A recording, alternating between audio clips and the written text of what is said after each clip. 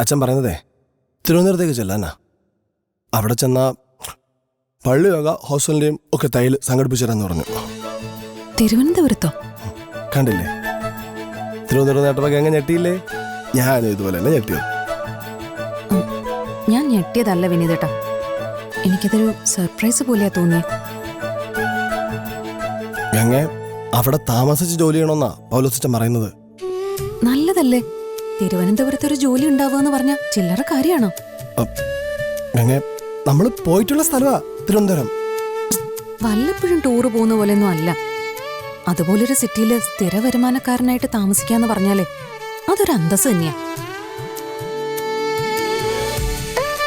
ഈ നാട്ടുംപുറത്തല്ലേ ചെയ്യുന്ന ജോലിക്ക് കൂലിയില്ലാത്തത്. തിരുവനന്തപുരമൊക്കെ വേറെ ലെവലാ. ഇതാരപ്പ ഗംഗയുടെ ഇതൊക്കെ പറഞ്ഞത്? എന്തായാലും നമ്മളിനി താമസിക്കാൻ പോകുന്ന സ്ഥലമല്ലേ, വിവരങ്ങളൊക്കെ ഒന്ന് അന്വേഷിച്ചിരിക്കുന്നത് നല്ലതല്ലേ? ഓ, അപ്പോ തിരുവനന്തപുരത്ത് താമസമാക്കാൻ തന്നെ തീരുമാനിച്ചു. അതെന്ത് ചോദ്യ വിനീതേട്ടാ? നിളയെ അവിടെ കിടത്തി ചികിത്സിക്കേണ്ടി വരുമെന്നല്ലേ ഡോക്ടർ പറഞ്ഞത്? കൂടെ ആര് നിൽക്കും? അല്ല, ഇതിപ്പോ കൂടെ നിൽക്കുന്നവർക്കൊന്ന് അത്യാവശ്യമായിട്ട് കുളിക്കാനോ കിടന്നുറങ്ങാനോ ഒരിടം വേണ്ടേ? അതിന് ഹോട്ടലിൽ റൂം എടുക്കുമോ? അല്ലെങ്കിൽ നമ്മുടെ ബന്ധത്തിലോ പരിചയത്തിലോ ആരെങ്കിലും സ്ഥിര താമസക്കാരായിട്ടുണ്ടോ അവിടെ? വല്ലപ്പോഴും വിരുന്ന് ചെല്ലുമ്പോ 1-2 ദിവസം ഒന്ന് താമസിക്കാൻ പറ്റുന്നതിനപ്പുറം അവര് നമ്മളെ സൽക്കരിക്കോ? അപ്പോ ഇക്കാര്യമെല്ലാം ആലോചിച്ചുറപ്പിച്ചല്ലേ? പിന്നെ ആലോചിക്കണ്ടേ വിനീതേട്ടാ? ഇപ്പൊ പൗലോസ് അച്ഛൻ പറഞ്ഞ ഈ ജോലിയൊക്കെ ദൈവത്തിന്റെ ഒരു പ്ലാനായിട്ടാ എനിക്ക് തോന്നുന്നത്. ദൈവത്തിന്റെ പ്ലാനാ?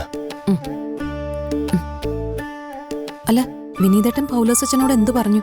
ഞാനൊന്നും പറഞ്ഞില്ല ഗംഗ. അതെന്താ വിനീതേട്ടാ, മറുപടി ഒന്നും പറയാതിരുന്ന ആ ചാൻസ് വേറെ ആർക്കെങ്കിലും കിട്ടിയാലോ? അങ്ങനെ പോകുന്നെങ്കിൽ പോട്ടെ ഗംഗ. പോട്ടെന്നോ? അതൊന്നും നമുക്ക് സെറ്റ് ആവൂല ഗംഗ. സെറ്റ് ആവില്ലെന്നോ? എന്താ വിനീതേട്ടാ? അത് പിന്നെ അവിടെയൊക്കെ ഭയങ്കര ചൂടാ ഗംഗ. ചൂടോ? ഇവിടത്തെ മഞ്ഞില്ലേ, അതൊന്നും അവിടെ ഇല്ല. പിന്നെ നല്ല കാറ്റ്, തെളിമയുള്ള വെള്ളം. നല്ല വെള്ളമൊക്കെ ആയണ്ടല്ലേ ദോശക്ക് ടേസ്റ്റ്. ദോശയാണോ വിനീതേട്ടാ ഇപ്പൊ പ്രശ്നം? ദോശയും പ്രശ്നമാണ്. ഇത്രയും മതി ഗംഗ, ബാക്കി ഞാൻ ഡൈനിങ് ടേബിളിൽ പോയി കഴിച്ചോളാം.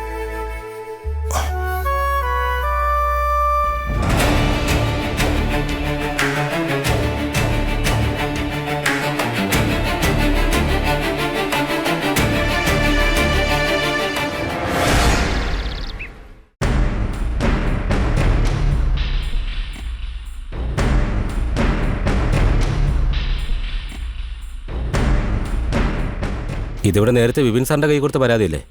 അതെ സർ. ഇതിൽ നടപടിയൊന്നും എടുക്കാൻ പറ്റില്ല എന്ന് ബിപിൻ സാർ കൊച്ചിനോട് പറഞ്ഞിട്ടുള്ളല്ലേ? പക്ഷെ സാർ അത് ഇതേ കൊച്ചിന്റെ കൈ തന്നെ വെച്ചോ. ഭാര്യയും 2 മക്കളും ഉള്ളതാ, അവരെ പട്ടിണിയാക്കാൻ വയ്യ. പിന്നെ എന്തിനാ സാർ ഇവിടെ ഈ പോലീസ് സ്റ്റേഷൻ തുറന്നു വെച്ചിരിക്കുന്നത്? സാർ എന്തിനാ ഈ യൂണിഫോം ഇട്ടിരിക്കുന്നത്? അതൊക്കെ ഇവിടുത്തെ ചെറിയ പ്രശ്നങ്ങൾ തീർക്കാനാ. കൊച്ചിന്റെ പരാതി തീർക്കണമെങ്കിലേ ഇവിടെ പുതിയൊരു അവതാരം തന്നെ വേണ്ടി വരും.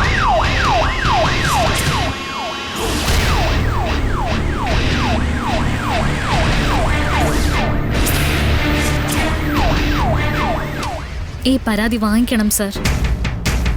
ഒരിക്കൽ അന്വേഷിച്ചിട്ട് തെളിവുകളില്ലാതെ തള്ളിയ കേസല്ലേ?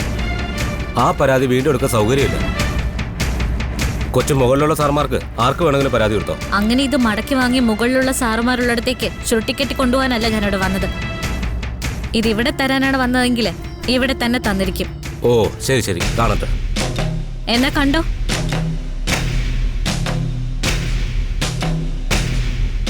എന്റെ പരാതി വാങ്ങിച്ചിട്ടേ ഞാൻ ഇവിടെ നനങ്ങാൻ പോകുന്നുള്ളൂ.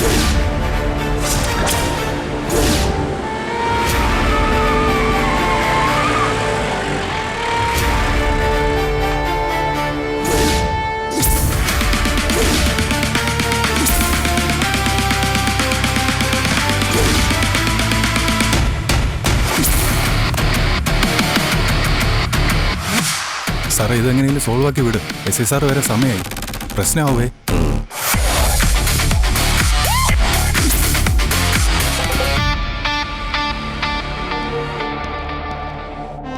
എഴുന്നേക്കണേ ഇവിടുന്ന്. സാറിന് പരാതി വാങ്ങാൻ സൗകര്യമില്ലെന്നല്ലേ പറഞ്ഞത്? എനിക്ക് ഇവിടുന്ന് എഴുന്നേക്കാനും സൗകര്യമില്ല.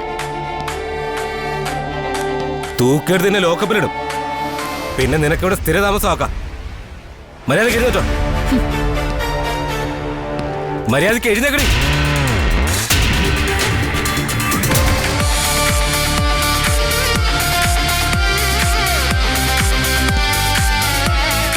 എന്റെ ദേഹത്തെ തൊട്ടാ സാറ് വിവരം അറിയും. അതൊരു പെണ്ണാണെന്നുള്ള പരിഗണനയിലൊന്നും അല്ല. ആ കേസ് എടുക്കുന്നത് കാവേരി ആയിരിക്കും. ഭാര്യയും കുഞ്ഞുങ്ങളും ഉള്ളതാന്നല്ലേ പറഞ്ഞത്? അവരെ വെറുതെ ആശുപത്രിയിൽ കാവലിരുത്തണ്ട. സാറെ സോൾവ് ആക്കാൻ ഞാൻ പറഞ്ഞതല്ലേ. ചാരുലത മേഡം എത്തി.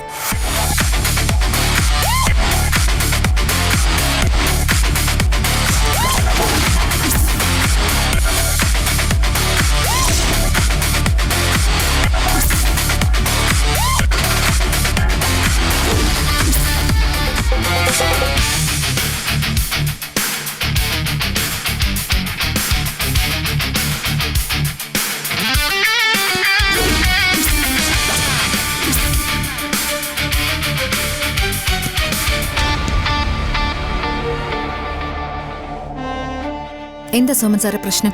അത് പ്രശ്നമൊന്നുമില്ല മാഡം. ഇതൊരു 7 കേസാ. ഞാൻ പറഞ്ഞിട്ടോളാം. എങ്കിലും എന്റെ സ്റ്റേഷന്റെ പരിധിയിൽ ഒരാളൊരു കുത്തിയിരിപ്പ് സമരം നടത്തുമ്പോ അതിന്റെ കാരണം കൂടി ഞാൻ അറിഞ്ഞിരിക്കണ്ടേ? അത് മാഡം, പ്രശ്നം വേറൊന്നുമല്ല മാഡം. ഞാൻ കൊടുത്ത കംപ്ലൈന്റ് വാങ്ങിക്കാൻ പറ്റില്ല എന്ന് പറഞ്ഞു. മാഡം, ഇതിത്തിരി കുഴപ്പം പിടിച്ച കേസാ. ഇതുമായി ബന്ധപ്പെട്ട CI വിപിൻ സാറിനെ വയനാട്ടിലേക്ക് തട്ടിയത്. ഇയാൾ എഴുന്നേക്കണം. എന്റെ പരാതി സ്വീകരിക്കണം മാഡം. പരാതിയൊക്കെ സ്വീകരിക്കാം, ആദ്യം എഴുന്നേക്ക്.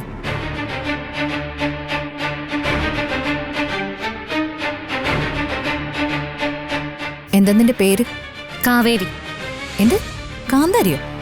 കാവേരി. നീ വാ.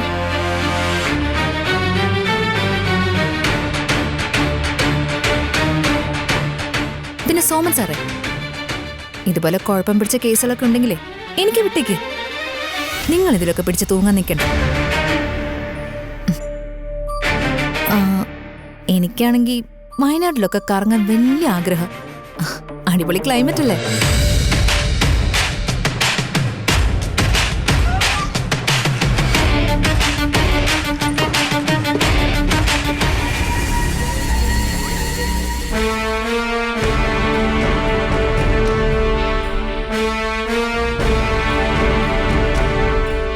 ഇതാണ് മാഡം സംഭവിച്ചത്.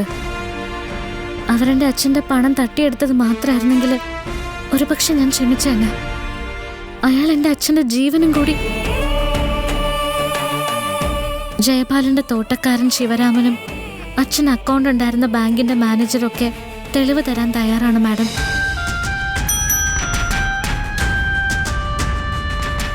ആ സോമൻ സാറിനെ ഒന്ന് വിളിക്കും. മാഡം, 5 ഏക്കറാണല്ലേ തോട്ടം? അതെ മാഡം. ആ, കുട്ടിയുടെ അച്ഛൻ എത്ര പണം കൊടുത്തു എന്നാ പറഞ്ഞേ? 50 ലക്ഷം. തോട്ടത്തിന്റെ പണം മുഴുവനും കൊടുത്തു മാഡം. അനിയത്തിക്ക് ഒരു ഹാർട്ട് ഓപ്പറേഷൻ പറഞ്ഞിരിക്കുകയാണ് മാഡം. 10 ലക്ഷം രൂപയോളം ചെലവ് വരും.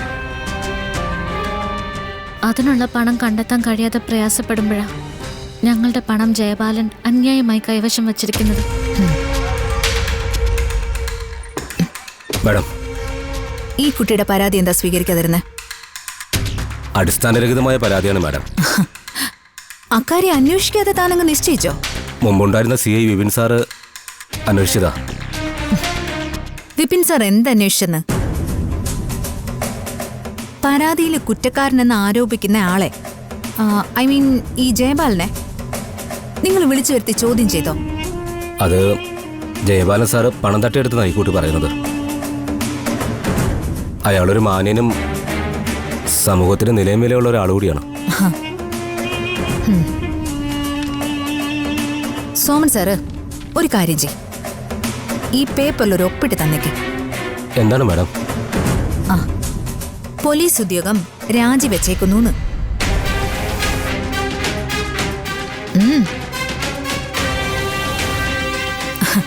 പണി നിർത്തിപ്പോയിട്ട് സാറ് ജയപാലിന്റെ കുക്കോ തോട്ടക്കാരനോ ആയിട്ടുള്ള ജോലി എന്തെങ്കിലും ചെയ്യും. അടുത്ത മാസം മുതലേ അയാള് ശമ്പളം തരും. മാഡം, ഈ പേപ്പറെ സാറ് തന്നെ വെച്ചു. മേലിലൊരു പരാതി സ്വീകരിക്കാതിരിക്കുമ്പോ ഈ കാര്യം ഓർമ്മ വരണം. സാർ ഒപ്പിട്ട് തന്നില്ലെങ്കിൽ ഞാൻ മുകളിലേക്ക് റിപ്പോർട്ട് കൊടുക്കും. രണ്ടിന്റെ ഫലം ഒന്ന് തന്നെയാ.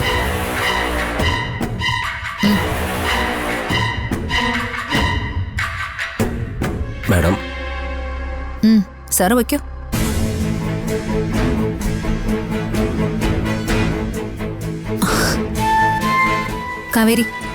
കാവേരി നാളെ 10 മണിക്ക് ഇവിടെ ഉണ്ടാവണം. കാവേരിയുടെ അച്ഛൻ തോട്ടത്തിന് പണം മുടക്കിയത് സംബന്ധിച്ചുള്ള എല്ലാ തെളിവുകളും കയ്യിലുണ്ടാവണം. ആ തോട്ടക്കാരനും ബാങ്ക് മാനേജരും ഇവിടെ വന്ന് മൊഴി തരണം. ബാക്കി കാര്യം ഞാൻ ഏറ്റു. പണം മടക്കി കിട്ടുമോ മാഡം? ഞാനല്ലേ പറയുന്നേ. കാവേരി ധൈര്യമായിട്ട് പൊയ്ക്കോ. Thank you madam. Kaveri, one more thing.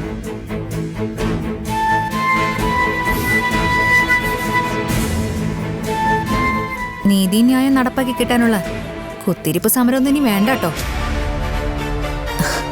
ഈ പോലീസ് സ്റ്റേഷന് ഒരു നാഥയുണ്ട്, ചാരുലത. Thank you madam.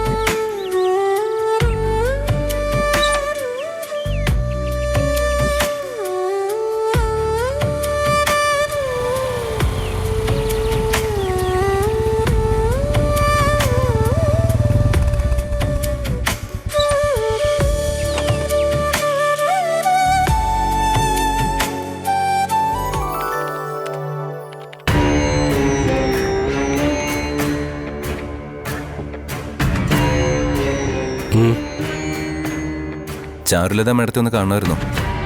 എന്താ കേസ്? ഒരു കോളേജ് ലെക്ചറുടെ കാറിന്റെ ടയറിന്റെ കാറ്റഴിച്ചു വിട്ട കേസാ. ടയറിന്റെ കാറ്റഴിച്ചു വിട്ട കേസോ? ആ, മഴത്തുള്ളി കേസെന്ന് പറഞ്ഞാൽ മതി. മേഡത്തിനറിയാം.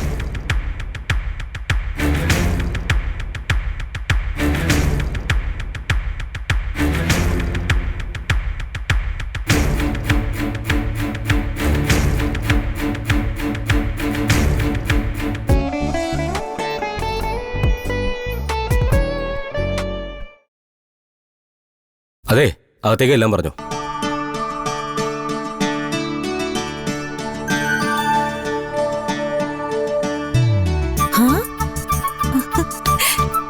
എടാ ഹണീബി, പോടി മഴത്തുള്ളി. നീ വാ.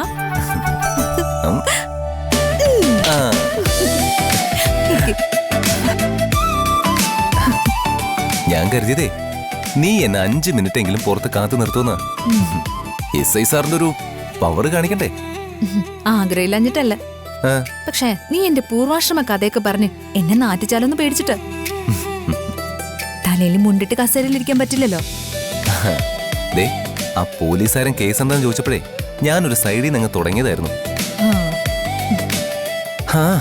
വെള്ള ചുരിദാർ ഇട്ട് വന്ന നിന്റെ ദേഹത്ത് ഒരു കാറ് ചെളി തെറിപ്പിച്ചതും ഞങ്ങൾ 2-3 ഫ്രണ്ട്സ് ചേർന്ന് ആ കാറിന്റെ ടയറിന്റെ കാറ്റഴിച്ചു വിട്ടതും. നിനക്ക് ചുരിദാർ ഒന്ന് വാങ്ങിച്ചു തന്നപ്പോ നിന്റെ പ്രശ്നം തീർന്നു. കാറ് പുതിയ ലെക്ചറിന്റെ ആയതുകൊണ്ട് 2 ആഴ്ച വേണ്ടി വന്നു ഞങ്ങൾക്ക് 3 പേർക്കും പിന്നെ കോളേജിന്റെ പടി കാണാൻ. നീ മഴത്തുള്ളി കേസ് എന്ന് പറഞ്ഞപ്പോഴേ എനിക്ക് ആളപ്പിടി കിട്ടി. അതെ, എന്റെ നിക്നെയിം ഒന്നും നീ ഇവിടെ പൊട്ടിച്ചേക്കല്ലേ?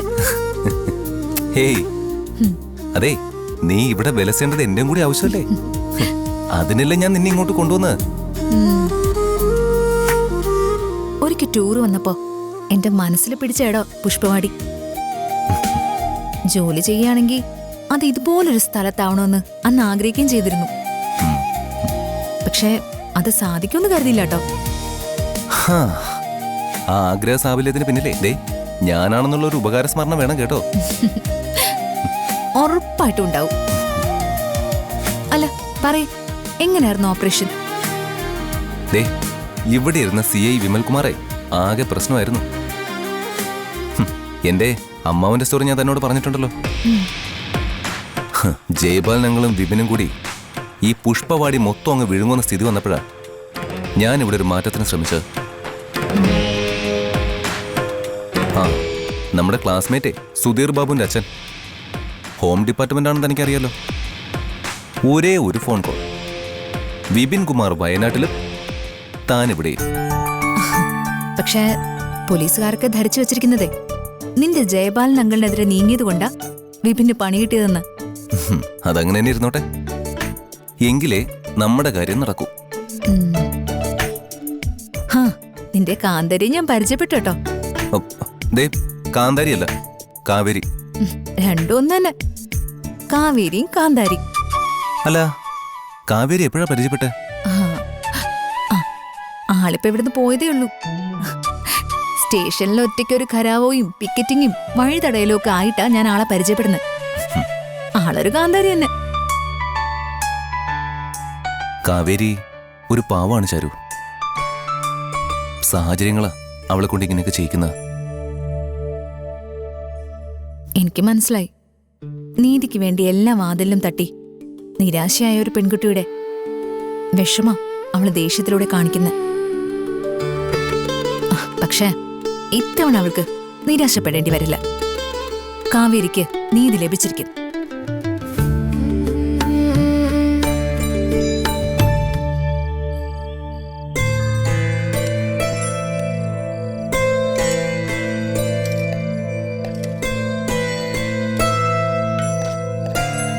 പൊറോട്ടയല്ലേ ഞാൻ ചോദിച്ചത്? അത് മോൾക്ക് അസുഖമായോണ്ടാ പൊറോട്ട വാങ്ങിക്കാത്തത്. എനിക്കെന്താ അസുഖം?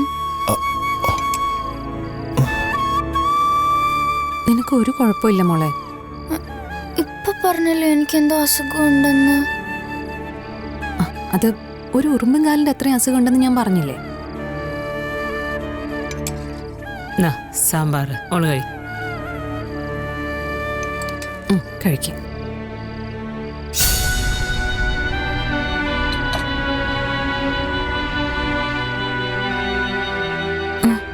അല്ല, കാവേരിച്ച് എന്താ കഴിക്കാതെ ആലോചിച്ചിരിക്കുന്നത്? നാളെ ഈ നേരം ആവുമ്പോഴേക്കും പണം കൈ കിട്ടുമായിരിക്കും അല്ലേ?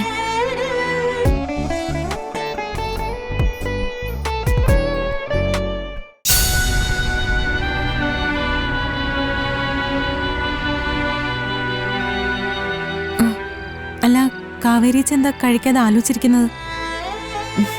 നാളെ ഈ നേരം ആവുമ്പോഴേക്കും പണം കൈ കിട്ടുമായിരിക്കും അല്ലേ? ഏത് പണമാടി? നമ്മുടെ തോട്ടത്തിന്റെ പണം. ജയപാലൻ അച്ഛനെ ചതിച്ച് സ്വന്തമാക്കിയ കാശ്. ആ പണം തിരിച്ചു കിട്ടുമെന്നുള്ള വിശ്വാസം ഇപ്പൊ നിനക്ക് മാത്രമേ ഉള്ളൂ. ഇത്തവണ അങ്ങനെയല്ലമ്മേ. പണം ജയപാലന് തരേണ്ടി വരും.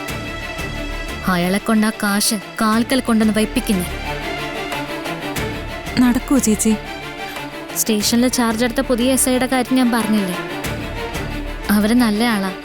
ഞാൻ പറഞ്ഞ കാര്യങ്ങളെല്ലാം ക്ഷമയോടെയാ കേട്ടത്. സഹായിക്കാമെന്ന് ഉറപ്പും തന്നിട്ടുണ്ട്.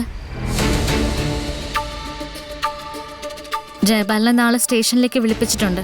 നമ്മുടെ കൈവശമുള്ള തെളിവുകളുമായിട്ട് ചെന്നാൽ ഉറപ്പായിട്ടും പണം വാങ്ങിത്തരാമെന്നാ ചാരുലത മാഡം പറഞ്ഞിരിക്കുന്നത്. പണം തിരിച്ചു കിട്ടാൻ നമ്മുടെ കയ്യിലുള്ള തെളിവൊക്കെ മതിയാവോ ചേച്ചി? ഇപ്പൊ ഒരു ഡയറി മാത്രമല്ലല്ലോ നമ്മുടെ കയ്യിലുള്ളത്. അച്ഛൻ ഗൾഫിൽ ഉപയോഗിച്ചിരുന്ന മൊബൈലും ഒരു സ്ട്രോങ് എവിഡൻസാ. തോട്ടത്തിന് വേണ്ടി ജയപാലിന് പണം കൈമാറിയതിന്റെ എല്ലാ ഡീറ്റെയിൽസും അതിലുണ്ട്.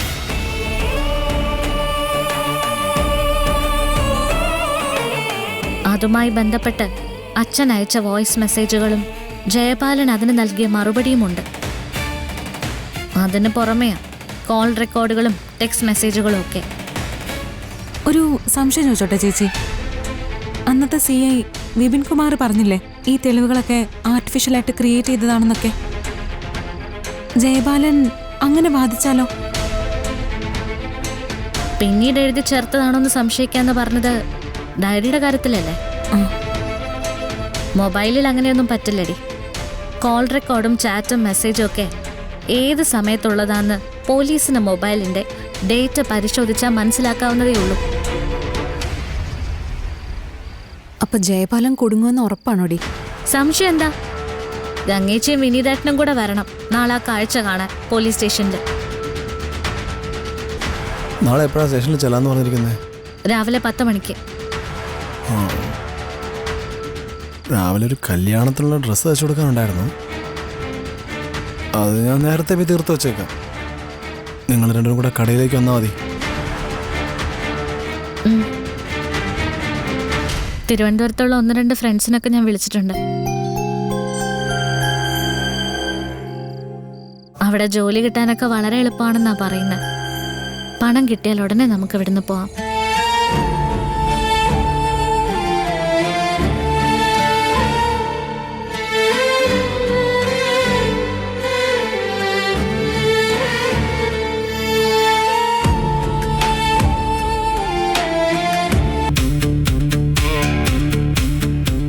ഇവിടെ ഇപ്പം ഞാൻ ഇവരുടെ അച്ഛൻ്റെ പണം തട്ടിയെടുത്ത് തോട്ടം വാങ്ങിയെന്നില്ലേ പറയുന്നേ?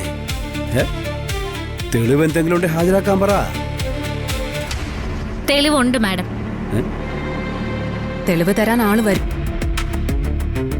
അച്ഛൻ തോട്ടത്തിന് പണം മുഴുവൻ കൊടുത്തു തീർത്തതായി ഇയാളോട് പറയുന്നതിന്റെയും ഇയാളത് സമ്മതിക്കുന്നതിന്റെയും കോൾ റെക്കോർഡ് ഉണ്ട് മാഡം.